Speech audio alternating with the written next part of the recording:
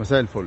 اليوم ال 21 من تحدي هنخس 20 كيلو في 6 شهور، ولو ما خسيتهمش هتعيدوا من الاول خالص تاني وهتخسوهم برضه ان شاء الله. احنا داخلين على الصيف ما ننساش، والكورونا وعمالين نديها في اكل. فانا بقالي 5 ايام باكل من ساعه عيد ميلادي، بس خلاص قفلت الحمد لله.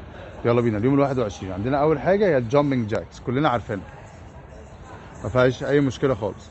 تاني حاجه اخد بعضي اروح جاي نازل على الارض راشن تويست. طيب راشن تويست هي المفروض ان انا برفع رجلي.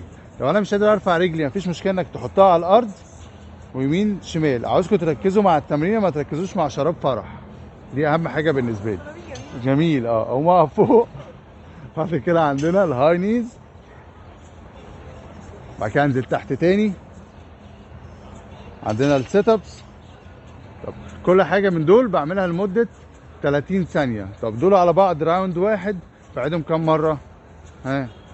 6 مرات. يلا سلام عليكم.